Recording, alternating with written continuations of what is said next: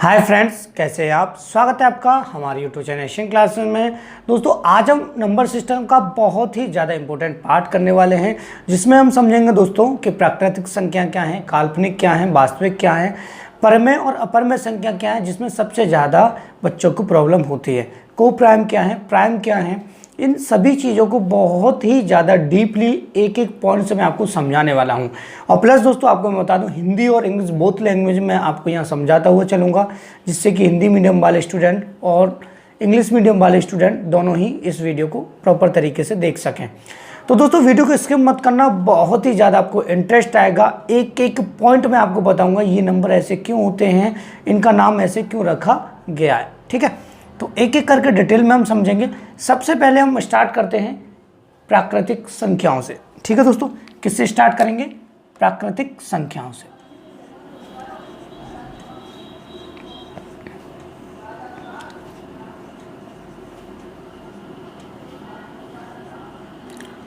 प्राकृतिक संख्या, जिसे इंग्लिश में बोला जाता है दोस्तों नेचुरल नंबर। नंबर मैं यहाँ पे शॉर्ट में लिख देता हूँ। ठीक है, नेचुरल नंबर होता क्या है? डेफिनेशन के तौर पर अगर हम इसको देखें कि किसी भी वस्तु, व्यक्ति या कोई भी चीज़ को गिनने के लिए जिन संख्याओं का प्रयोग किया जाता है वो प्राकृतिक संख्याएं होती हैं। मतलब गिना कहाँ से जाता है? जीरो से हम कहीं गिनते हैं? आपको पता है जीरो से हम किसी को गिनते नहीं गिनते। हमने कहा है कि कभी 0, 1, 2 ऐसे किसी को नहीं गिना जाता। जब गिना जाता है तो 1 नंबर से गिना जाता है, और वो नंबर इनफाइनाइट तक हो सकते हैं, मतलब कहीं तक हो सकते हैं। जितनी संख्याएं पेड़ों की, चीनी के या फिर किसी चीज़ की अगर हम संख्याएं गिनते हैं तो इसका मतलब है कि हम 1 से स्टार्ट करते हैं। तो ऐसी संख्याएं किसी वस्तु को गिनने के लिए जिनका प्रयोग किया जाता है वो प्राकृतिक संख्याएँ होती है। ठीक है, जो कहाँ से स्टार्ट होंगे दोस्तों आपको पता है। क्यों होंगे 1 से स्टार्ट? क्योंकि मैंने आपको बता दिया है नेचुरल नंबर है, गिनने के लिए प्रयोग हो रहा है, तो 0 से स्टार्ट तो नहीं होगा, 1 से होगा। 1 होगा, 2 होगा, 3 होगा, 4 होगा, और ये इनफाइनाइट तक हो सकता है। ये बात यहाँ क्लियर हो जाती है। उसके बाद जो सेकंड की हम बात करते हैं दोस्तों, वो होता है आपका पूर्ण संख्याएं। पूर्ण संख्या जिसे इंग्लिश में बोला जाता है दोस्तों होल नंबर। ठीक है, थोड़ा सा यहाँ मैं आपको डिटेल में समझा दूँ। पूर्ण संख्याएं, नेचुरल नंबर हमने समझे। नेचुरल नंबर में 0 को जोड़ देना। जोड़ा क्यों जाता है कि जब हम 9 नंबर तक पढ़ते तो 10वां नंबर आता है, तो उसको राइट डाउन करने के, मतलब लिखने के लिए हमें 0 की आवश्यकता होती है। वैसे अगर हम इसको प्रॉपर तरीके से गिनते तो हमको नहीं पता कि 10 में 0 है या नहीं, लेकिन हमको अगर लिखने के तौर पर आ जाए तो हम क्लियरली बता सकते हैं कि 10 में 0 होता है, 20 में 0 होता है, 30 में, 40 में, 50 में। ठीक है, तो होल नंबर जो होता है ना, वो होता है कि प्राकृतिक संख्याओं में 0 को बढ़ा दिया जाए। ठीक है, तो 0 इन सबसे पहले तो नहीं आएगा, इन सबके बाद तो नहीं आएगा, इन सबसे पहले आएगा, मतलब 1 से पहले 0 आएगा। तो 0, 1, 2, 3, 4 इस तरीके से ये इनफाइनाइट तक होगा। ये बात यहाँ से क्लियर हो जाती है। अब देखिए, प्राकृतिक संख्याओं में हमने 0 को बढ़ाया, जिससे हमको पता लगा कि पूर्ण संख्या बन चुकी हैं। ठीक है, अब इन दोनों से भी कोई ना कोई नंबर बनता होगा, जिनको हम बोलते हैं पूर्णांक,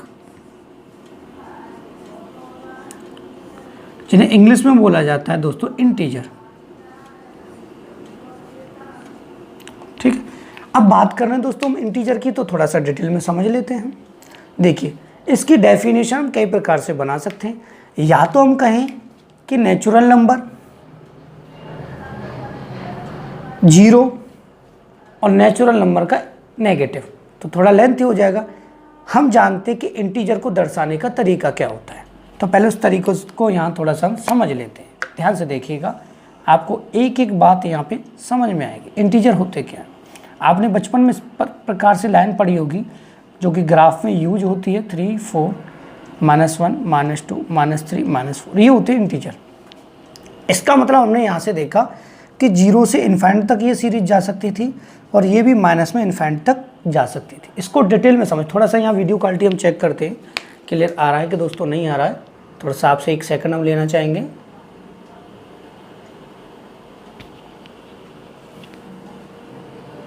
ठीक है,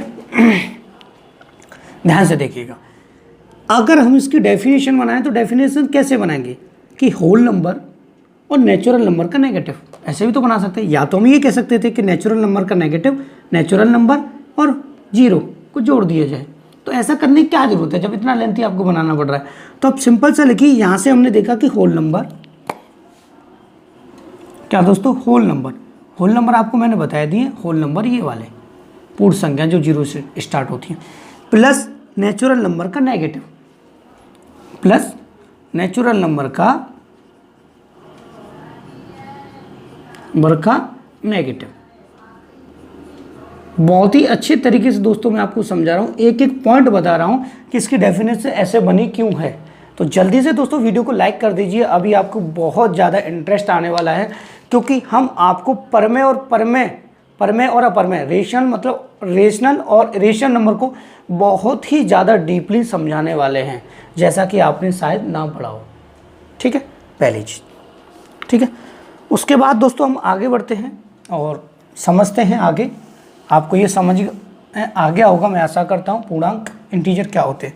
उसके बाद ध्यान से देखिएगा, हमारा जो नेक्स्ट पॉइंट आता है वो आता है आपका वास्तविक संख्याएं।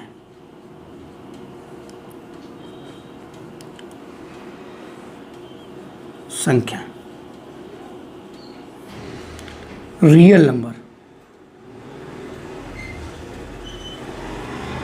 नंबर मैं शॉर्ट में लिख रहा हूँ। ठीक है, देखिए वास्तविक संख्या मतलब हो गया आपका रियल नंबर। अब रियल नंबर क्या होते हैं, सबसे बड़ी कंफ्यूजन का डेफिनेशन कैसे बनाए मेरे भाई। तो आपको हमेशा याद रखना है, किसी भी संख्या का वर्ग करने के बाद, ठीक है, किसी भी संख्या का दोस्तों वर्ग करने के बाद अगर आंसर जो है धनात्मक आता है, तो मैं थोड़ा सा डेफिनेशन आपके लिखता हुआ चलूँगा, क्योंकि इसकी डेफिनेशन आपको ज़रूरत पड़ेगी। तो यहाँ इसकी डेफिनेशन हो जाएगी दोस्तों, किसी संख्या का वर्ग करने के बाद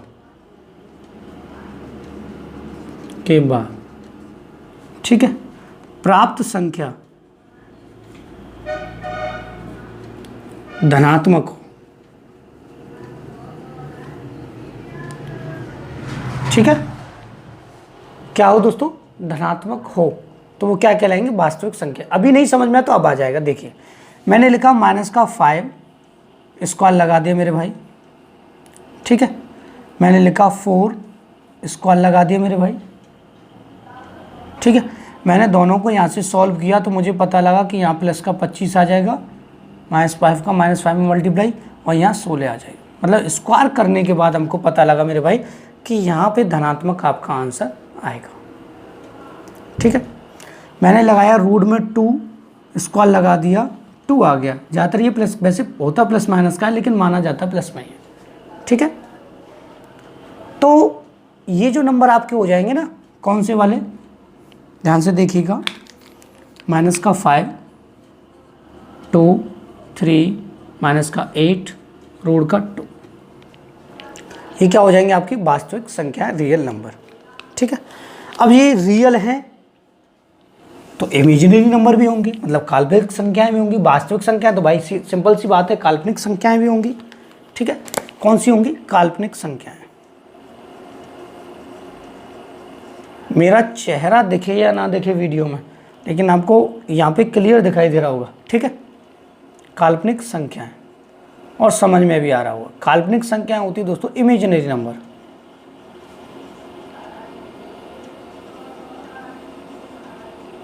इमेजिनरी नंबर, ठीक है, इमेजिनरी नंबर क्या होते हैं। ठीक है, किसी संख्या का वर्ग करने के बाद, ध्यान से सुनना, किसी संख्या का वर्ग करने के बाद अगर आंसर ऋणात्मक आता है तो, ठीक है,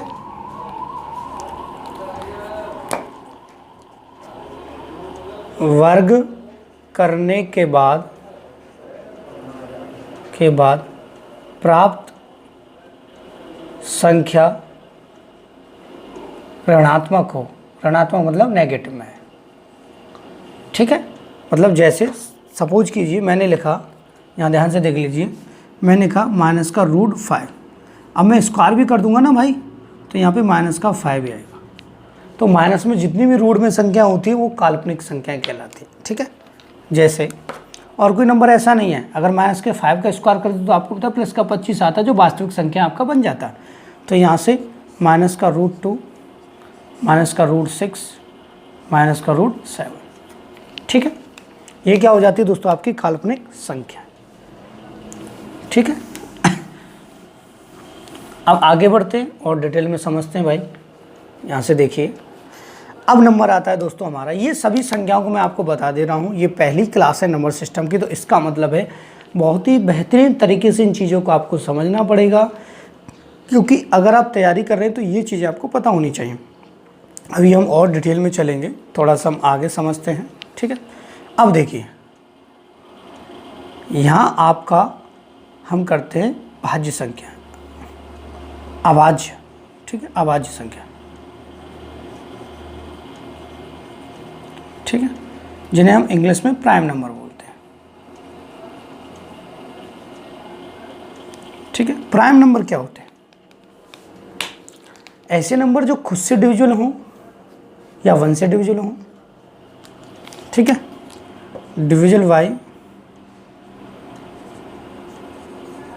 बाय सेल्फ, मुझे इंग्लिश इतना नहीं आता है फिर मैं बना के लिखता हूँ, सेल्फ एंड 1, खुद से डिविजिबल हों और 1 से। जैसे कि मैंने कहा आपका 2, 1 नहीं लेंगे, 1 तो 1 से डिविजिबल ही है, खुद से नहीं है, खुद भी उसका 1 ही है, इस वजह से 1 को नहीं लेते। 2, 3, 5, 7, 9 नहीं लेंगे, 9 3 से डिविजिबल है, 5 और 7 1 से, 11 या तो 1 से होगा या खुद से 11 से, 13, 17, 19, इस तरीके से आपकी ये क्या होंगी, अभाज्य संख्या। ठीक है, अब बात आती है, इन्हीं से रिलेटेड एक संख्या होती है जिसे दोस्तों हम बोलते हैं सहअभाज्य संख्या।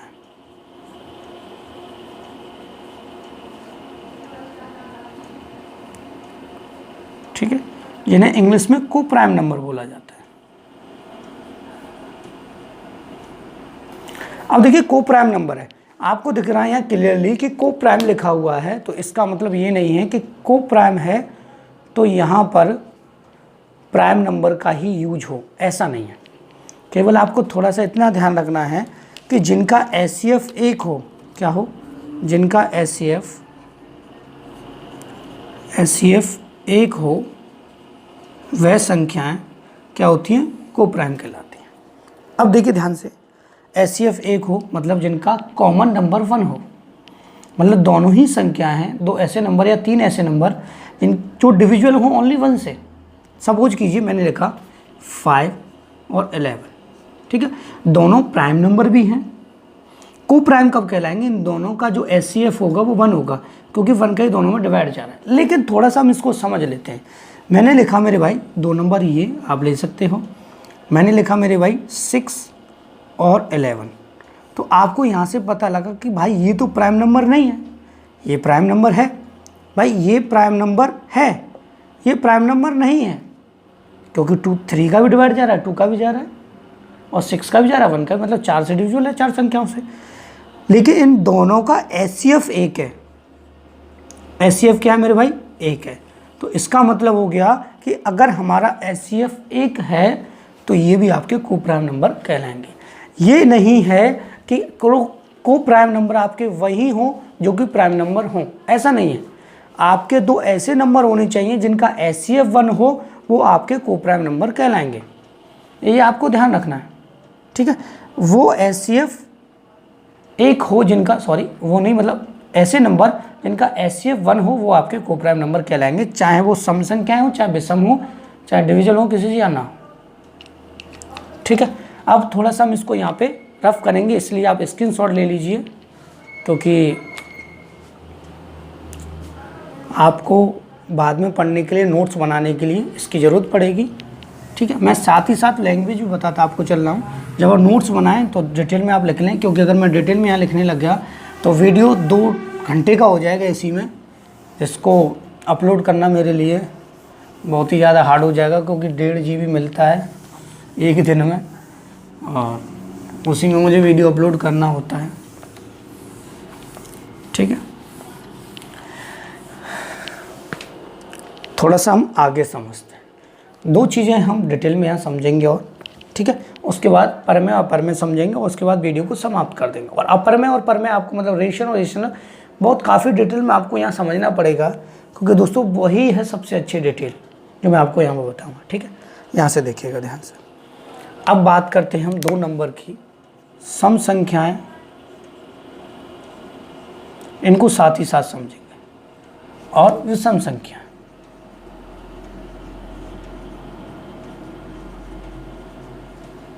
ठीक है मेरे भाई, इसको इंग्लिश में बोला जाता है इवन नंबर और इसको मेरे भाई बोला जाता है ऑड नंबर। ठीक है, अब ध्यान से इनको समझना, मेरी बात ध्यान से समझना कि सम संख्याएं वो होती हैं जो डिविजिबल बाई 2, कितने से विभाजित हो, डिविजिबल बाई 2। ठीक है, 2 से क्या हो, विभाजित हो, जैसे आपका 2 हो गया, 4 हो गया, 6 हो गया, 8 हो गया, 2 की सीरीज में ही आएंगे। ठीक है, 2 से डिविजिबल वही होंगे जो 2 की सीरीज में होंगे। ठीक है, विषम संख्या वो होती हैं जो 2 से डिविजिबल ना हो, 2 से डिविजिबल ना हो, मतलब 2 का भाग ना जाए।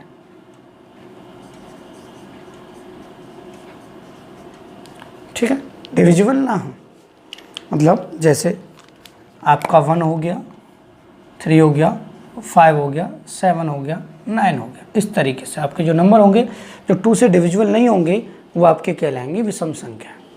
ये बात यहाँ से क्लियर हो जाती है। लेकिन आपने पढ़ा होगा कि कभी कभी क्वेश्चन आता है कि लगातार 6 सम संख्याओं का औसत या लगातार 6 संख्याओं का योग या अंतर, 2 संख्याओं का, सम संख्याओं का या विषम का वर्ग, ये भी कुछ पूछ ले तो यहाँ से उसके लिए मैं ट्रिक डाली हुई हैं, उनको आप कर सकते हैं। लेकिन यहाँ थोड़ा सा डिटेल में हम समझ लेते हैं कि अगर हमको x में इनको लिखना हो तो कैसे लिखेंगे। हम जानते हैं कि हम सबसे ज़्यादा करते हैं कि माना x, भाई मैथ के स्टूडेंट है, माना x तो करेंगे। ठीक है, तो जल्दी से इसी बात पे वीडियो को लाइक कर दीजिए। बहुत अच्छा शब्द बोला है मैंने, कुछ भी मान सकते भाई, मैथ के स्टूडेंट है। यहाँ से हम इसको समझते हैं कि हम जो x लेते हैं उसको हम माइंड में ही 1 मानते हैं। ध्यान सुनिएगा, अब देखिए मुझे 2 लिखना है तो मैं इस 2 को कैसे लिखूंगा, 1 + 1। 4 को कैसे लिखूंगा, 1 + 3। 1 के प्लस में लिखना है क्योंकि x 1 होता है अपने आप में। ठीक है, तो यहाँ मैं लिखूंगा x + का 5। ठीक है, ऐसे मुझे अगर 6 लिखना होगा, सॉरी 1 + का 5। ठीक है, तो यहाँ 1 क्या था हमारा, x + 1। ठीक है, यहाँ हो जाता x + 3 क्योंकि 1 को हमने क्या माना, यहाँ x 1 को ही मानते। ठीक है, यहाँ x + का 5। मतलब अगर हम कंजुगेटिव नंबर लेते हैं, लगातार सम संख्याएं लेते हैं तो x + 1, x + 3, x + 5 आएगा। मतलब सम संख्याओं को लेने के लिए आपको x में विषम संख्याएं जोड़नी पड़ती हैं। ये बात यहाँ से क्लियर हो जाती है। लेकिन दोस्तों ऐसा मत करना कि आपसे लगातार विषम संख्याएं पूछे तो आप ऐसा कर दे कि सम संख्याएं लगातार जोड़ी जाती है x में, ऐसा नहीं है। ध्यान से देखिएगा, 1 को तो हम 1 ही लिख सकते हैं मेरे भाई, प्लस 3 को 1 + का 2, 5 को 1 + का 4। अगर आप टीचर हैं तो आपके लिए बहुत ही ज़्यादा बेनिफिट होने वाली क्लास। जब आप जाएंगे ना इस क्लास को, मतलब नंबर सिस्टम, अगर आप कोचिंग में किसी में जा रहे हैं और नंबर सिस्टम यहाँ से पढ़ा रहे हैं जो मेरे वीडियो देखे हुए हो, तो मैं बताऊँ बहुत ही अच्छा इंप्रेशन बच्चों में पड़ेगा, क्योंकि आप एक एक बेसिक सब पॉइंट इसमें सीखने के लिए आपको मिल रहा है और उसी चीज़ को आप बताएंगे और कुछ अपना भी ऐड करेंगे तो कितना इंटरेस्ट आएगा। भाई टीचर का सबसे बड़ा काम ये नहीं होता है कि उसने कहीं से पढ़ा, रट लिया और बता दिया। टीचर का सबसे बड़ा काम होता है कि कहीं से पढ़ा, आधा कहीं से और कहीं से, उन सबको इकट्ठा किया, इकट्ठा करने के बाद एक्स्ट्रा डिटेल दी अपनी तरफ से भी। तो वो होता है सबसे अच्छे टीचर का काम और वही आगे जाके सक्सेस टीचर होते हैं। ठीक है, टाइम लगता है लेकिन सक्सेस ज़रूर होते हैं। ठीक है, यहाँ से ध्यान से देखिएगा। अब 1 का मैं x लिखता, इसको लिखता मेरे भाई x + का 2, x + का 4। अब ऐसा मत करना कि आपसे पूछा जाए कि विषम संख्या लगातार तो x + 1 से स्टार्ट करें, नहीं ऐसा नहीं होगा, x + 2 से स्टार्ट करें। ठीक है, अब देखिए दोस्तों ध्यान से थोड़ा सा इस चीज़ को आप ध्यान में रखिएगा और स्क्रीनशॉट और ले लीजिएगा। ये बहुत ही ज़्यादा इम्पोर्टेंट बात मैंने आपको यहाँ बताई है, तो यहाँ कन्फ्यूजन नहीं होनी चाहिए। अगर आप बच्चों को पढ़ाते तो और भी अच्छे से समझा पाएंगे।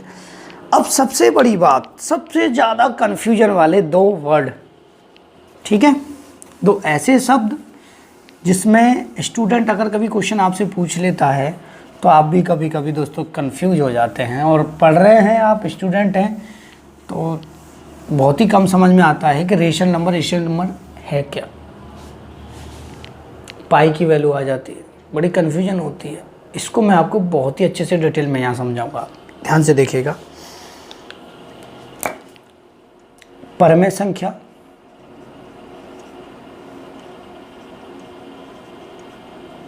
जिसे हम रेशनल नंबर बोलते हैं, ठीक है। अपरमेय संख्या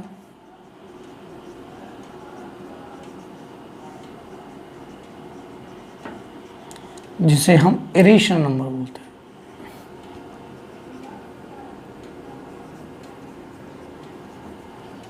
ठीक है। दिख रहा है कि नहीं दिख रहा है, थोड़ा सा मैं देख लेता हूँ, ठीक है। दिख रहा है, ये मुझे चेक करना पड़ता है बार बार पे, ध्यान से देखिएगा।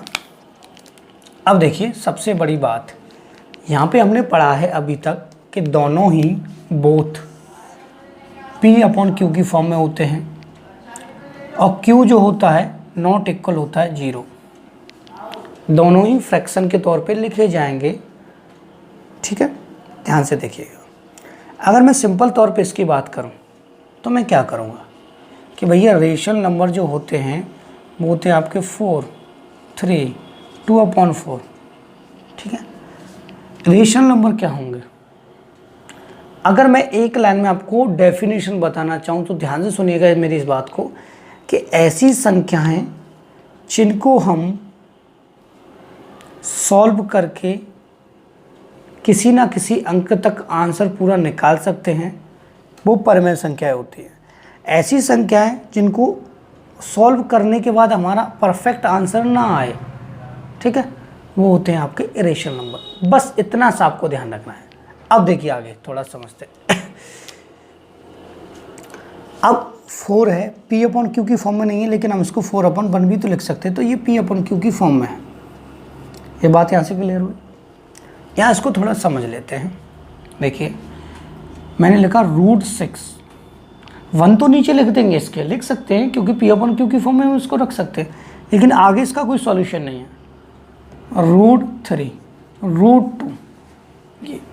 अब ऐसा मत सोचना मेरे भाई कि यहाँ पे रूट में जितने भी नंबर होंगे वो आपके अपरमेय इरेशनल नंबर होंगे, रेशनल नहीं होंगे, ऐसा मत सोचना। आपको क्या थिंकिंग करनी है थोड़ा सा देख लीजिए। मैंने लिखा √16, तो मैं भाई इसको बाहर निकालूंगा रूट से, तो प्लस का 4 माइनस का 4 आएगा, माइनस का 4 प्लस का 4 में लिख सकता हूँ। मतलब ये अपने आप में सॉल्व हो सकता है रूट, ये आप जानते हो, ठीक है। तो इसका मतलब √16 मतलब जितने भी वर्ग परफेक्ट स्क्वायर होते हैं ना, वो अगर रूट में है तो आपके अपर में नहीं, रेशनल नहीं कहलाएंगे, रेशनल कहलाएंगे। तो √16 हो गया, ये आपका रेशनल में होगा। √25 हो गया, ये आपका रेशनल में होगा। तो रूट वाली सभी संख्याएं जो हैं वो अपर में नहीं होती हैं, पर में होती हैं। कुछ संख्याएं जैसे कि परफेक्ट स्क्वायर, ये बात आपको यहाँ क्लियर हो गई होगी, ठीक है। ये चीज़ मैंने आपको बहुत ही बेसिक पॉइंट से यहाँ पे समझाई है। अब थोड़ा सा आगे और समझते मेरे भाई। अब देखिएगा ध्यान से, सबसे बड़ी कन्फ्यूजन वाली बात पाई। बच्चों को बड़ी कन्फ्यूजन है भैया पाई। अब कोई नहीं है तो पाई है ये हमको, तो इसको समझेंगे भाई। पाई इसको हम आगे पढ़ें तो हमने देखा भैया इसका मान तो 22/7 होता है,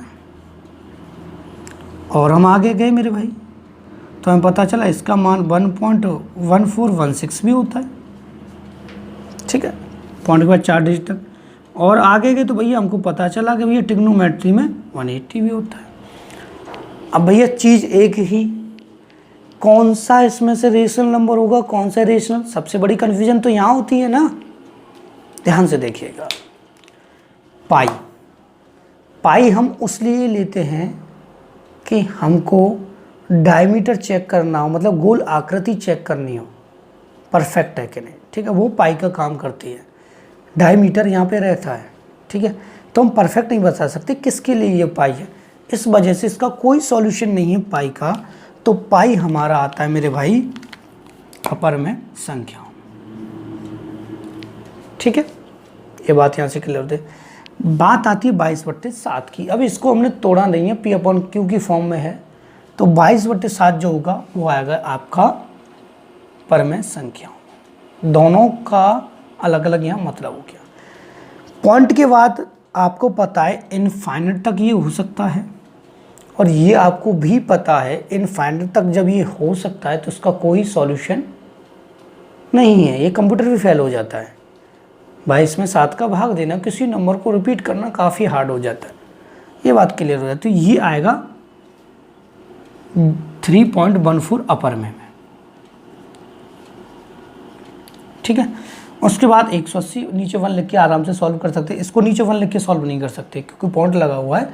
इसको कैसे सॉल्व करते हैं वो मैं आपको बताऊंगा। तो ये आएगा 180। मतलब आपको यहाँ कन्फ्यूजन नहीं होनी चाहिए कि पाई जो है, केवल पाई लिखते हैं तो अपर में संख्या कहलाएगी, पाई का मान 22/7 लिखते हैं तो परमेय संख्या कहलाएगी, और पाई का मान 180 लिखते हैं तो भी परमेय कहलाएगी, और पाई का जो मान है वो पॉइंट में लिखते हैं तो ये अपर में कहलाएगी। ये बात यहाँ से क्लियर हो जाती है।